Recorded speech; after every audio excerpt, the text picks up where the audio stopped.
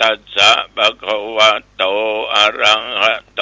สัมมาสัมพุทธัสสะพุทธังสรณังคัจฉามิธัมมังสรณังคัจฉามิสังฆังสรณังคัจฉามิตุติยัมปิพุทธังสรณังคัจฉามิตุติยัมปิธัมมังสรณังคัจฉามิตุติยัมปิสังฆังสรณังคัจฉามิตติยัมปิพุทธังสรณังคัจฉามิตติยัมปิธัมมังสรณังคัจฉามิตติยัมปิสังฆังสรณังคัจฉา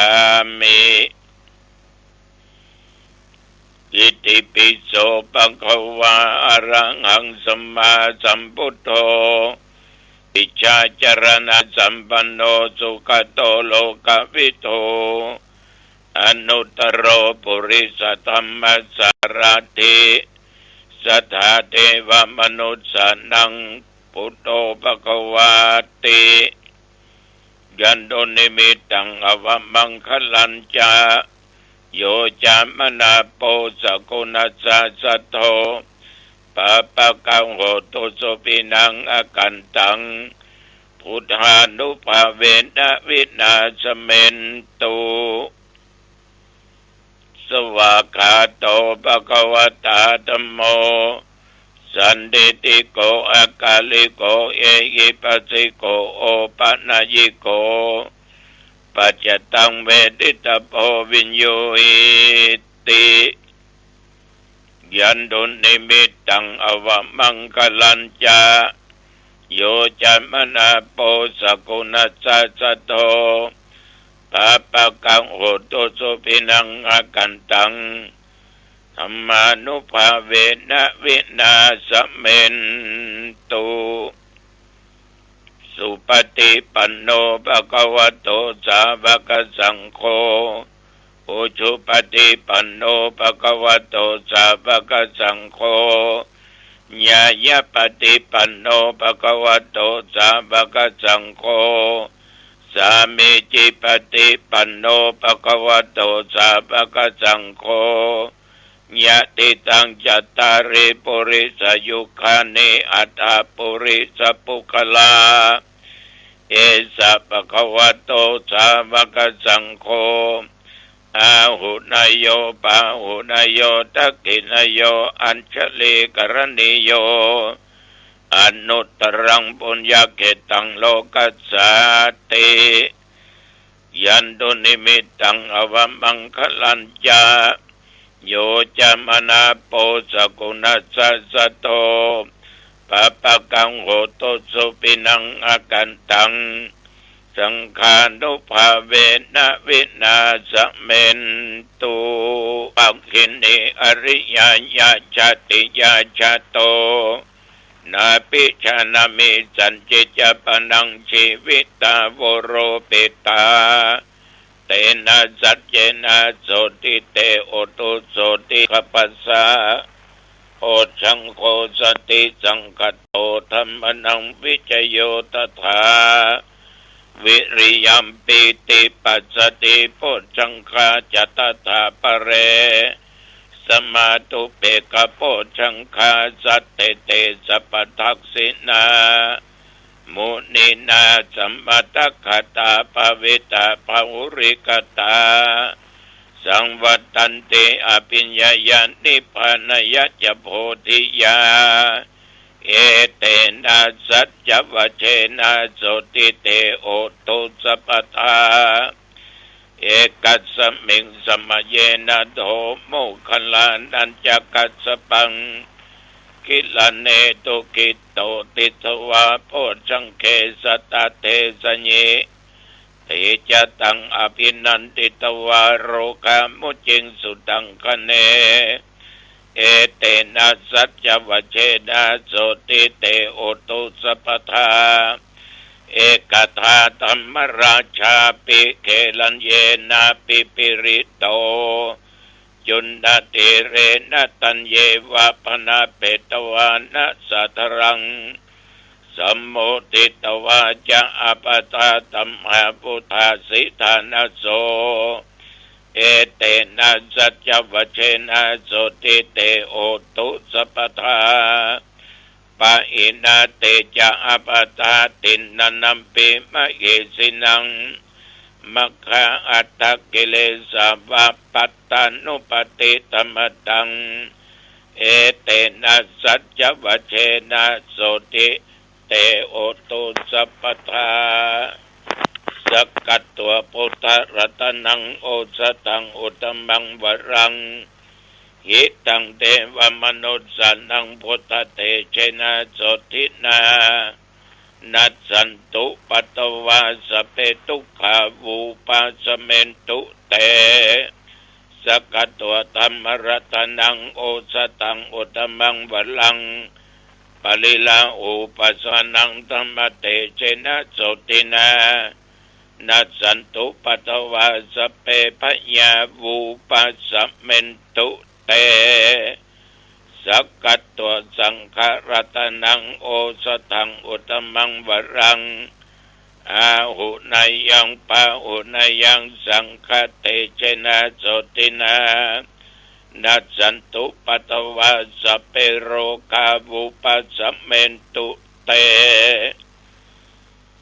นัตถิเมสรนังอัญญังพุทโธเมสรนังวรังเอเตนะสัจจวัชเชนะโหตุเตชยมังคลังนัตถิเมสรนังอัญญังธัมโมเมสรนังวรังเอเตนะสัจจวัชเชนะโหตุเตชยมังคลังนัตถิเมสรนังอัญญังสังโฆเมสรนังวรังเอเตนะสัจจวัชเชนะโหตุเตชยมังคลัง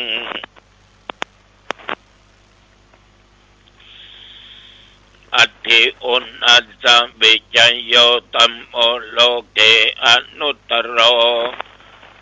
สัพพสัตตะอิตัตถยาตังตวังคันหายเตวะเต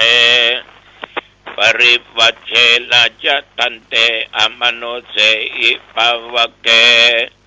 พยัคเขนะเกวิเสปุเตอะกัลมรันเนนะวา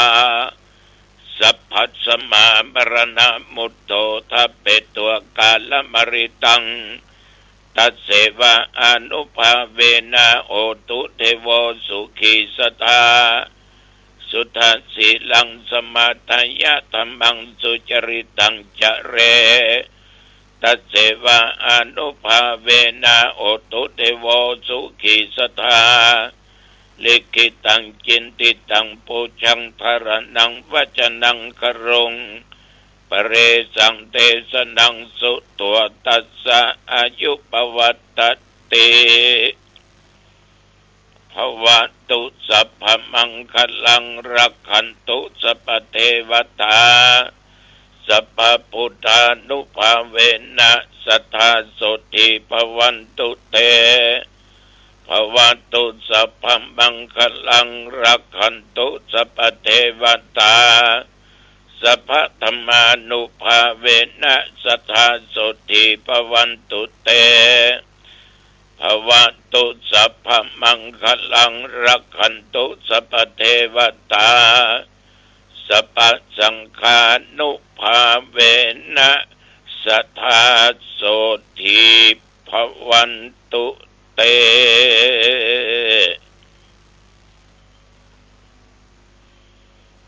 โดยบทพุทธานุภาพธรรมานุภาพสังฆานุภาพบทสาธยายมนต์อันศักดิ์สิทธิ์โพชฌังคปริตและยันทุนตลอดสักกตัวอัตถิอุณสวิจโย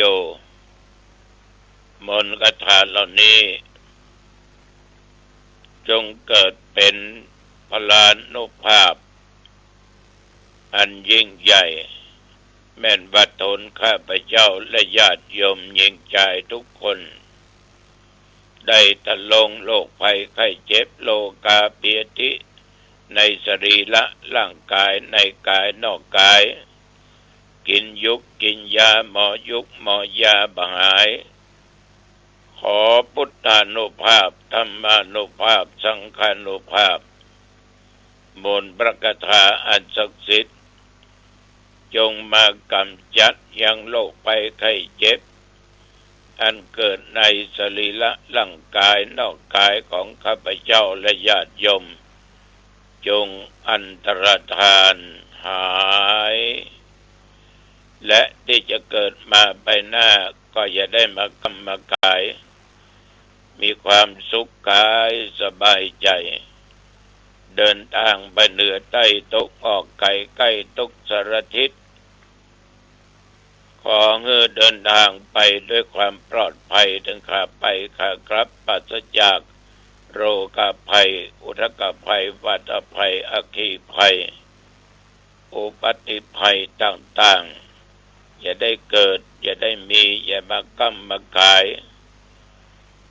มีสุขภาพกายใจและแข็งแรงตั้งอยู่ในความประมาทแม่นญาติโยมทำการค้าการขายสิ่งหนึ่งประการใดก็ขอค้าแม่นขายหมานได้ยังทรัพย์สมบัติจำเริญไปด้วยกิจการงานตำแหน่งหน้าที่ยิ่งขึ้นไปอายุวันโนสุขังพลังกรมอุตุได้ประกาศบอกตักเตือนเรื่องฝนเริ่มลมเรื่องใบเหบเรื่องไฟไหม้หมอกควันก็ต้องระมัดระวังมีสติสัมปชัญญะมีปัญญาเผาป่าฟ้าฝนนั้นระยะนี้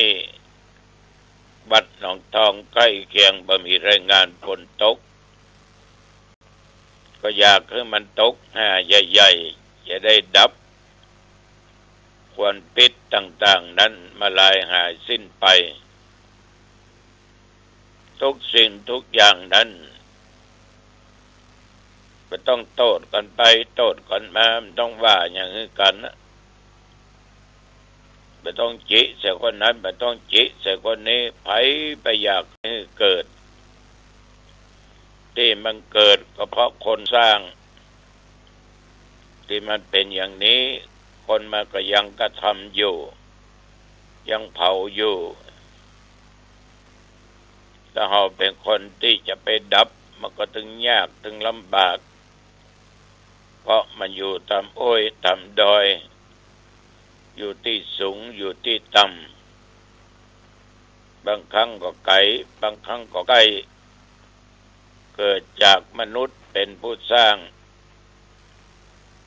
มนุษย์สร้างมนุษย์ไล่ดับบางครั้งก็เอาชีวิตไปทิ้งฉะนั้นก็บดีโทษภัยทุกคนต่างมีหน้าที่เหมือนกันหมดบอกว่าญาติโยมบอกว่าทุกคนต้องยิงตึงใจไปโยนบาปจากคนนั้นไปโยนบาปจากคนนี้สร้างวจีกรรมว่าคนนั้นบ่พอคนนั้นบ่ดูแลคนมันเผามันไปหูใหญ่มันดึงเผามันก็เป็นอย่างเงี้ยมาตลอดเดือดร้อนกันอยู่ตลอดมนุษย์เป็นคนสร้างมันขึ้นมาเองทำมาเองนับตั้งแต่ตะวันวามาจนถึงปัจจุบันบัดเดี๋ยวนี้24 ชั่วโมงหนองตองและใกล้เคียงไม่มีรายงานฝนตกแต่วันนี้ฉันเจ้าแล้วก็เข้าไปในเมืองเชียงใหม่เอาเทปที่ออกรายการไปฝากที่อันไปฝากที่นี่ตามสถานีแล้วก็ฉันเพลอยู่ในเมืองกลับมาถึงวัดก็ตอนบ่ายแล้วก็พักผ่อนตราบเท่าปัจจุบันประเดี๋ยวนี้หลอดมาได้24 ชั่วโมงนะโยมเนาะโยมก็บุญเยอะอาตมาก็บุญแยะแต่เฮาบดีตั้งอยู่ในความประมาท มองดูคิดดูคนอู้ให้ฟังดำโอ้คนเฮาประเดี๋ยวนี้ญาติโยมจากกันไปนักจากกันไปหลายบางบ้านติดกัน3-4-5 รายบางคนก็เที่ยวไปเที่ยวมาก็ล้มบางคนก็อ่อนเพลียไปบางคนเป็นนั่นเป็นนี้ก็ไปแบบง่ายได้อันหน้ากันยกตกค่ำมาจากกันไปชีวิตของคนเฮาเนี่ยมันบัดเที่ยงแท้แน่นอนฉะนั้นบุคคลดีตั้งอยู่ในความประมาทไปเหนือใต้ตกออกจะยะจะทำอะไรอย่างจะนั่งจะนอนจะคิดจะอย่างก็ตามมีสติควบคุมปล่อยวางด้านจิตใจปล่อยวางด้านจิตใจจะไปยึดมั่นจะไปมีทิฏฐิมีมานะกระด้างกระเดือนไปถือตัวถือตนจะไปจะไปอวดจะไปติฉินนินทาว่าด่าไผญาติโยมมันบ่เป็นผลดีต่อชีวิตตัวเองมันเป็นบาปมันเป็นกรรมอันนี้ตัวเจ้าก็ขอฝากไว้กับญาติกับโยมก็ลองนำไปคิดพิจารณาดูชีวิตของคนเฮาเนี่ยญาติโยมท่านทั้งหลายเอาอยู่ด้วยกันถึงวันนี้เนี่ยจะได้มันมีความสุขบางมันมีความทุกข์นั้นก็ได้เคยว่ากันตลอดสิ่งที่มันทำจิตใจของมนุษย์มันมัวหมองเศร้าหมองนั้นโลภะคือความอยากได้โทสะการคิดประทุษร้ายโมหะคือความหลงถ้า3 อย่างเนี้ยยังมีอยู่ในจิตในใจของญาติของโยมเมื่อใดความสุขจะบังเกิดขึ้นเด็ดขาดความสุขจะบังเกิดขึ้นเพียงแต่อยากได้อย่างเดียวอยากจะเกิดมีอยากจะให้เป็นนั้นอยากจะให้ได้นี้อยากให้กินอันนั้นอยากให้กินอันนี้เมื่อความอยากเกิดขึ้นมันก็ถึงทุกข์อยากหนักอยากมากเท่าใดทุกข์หนักเท่าอันท่านทั้งหลายแต่ถ้าอยากไปในทางที่ดีนั้นมันจะทุกข์ก็จริงทุกข์กายแต่ว่าสบายด้านจิตใจอยากให้ทำอยากให้อยากให้ขายอยากทำในสิ่งที่ดีๆไหว้พระสวดมนต์อยากจะไปวัดไปวาอยากจะไปห่ำไปเอียนอยากจะกินสิ่งนั้นสิ่งนี้ถ้าอยากในทางดีบ่โลภมากลาภก็บ่หายได้ก็ดีบ่ได้ก็ดีสมปรารถนาก็ดีบ่สมปรารถนาก็ดีถึงจะทุกข์กายตลอนไปเสาะหาแต่ว่าเกิดความพอใจและสิ่งที่ได้มานั้นประพฤติศีลผิดธรรมประพฤติกฎหมายบ้านเมืองก็มีความสุขอยู่ได้แต่ขึ้นชื่อว่าอยากมันก็ต้องเป็นทุกข์อยู่เนี้ยญาติโยมตัวสำคัญเอาอยู่ด้วยกัน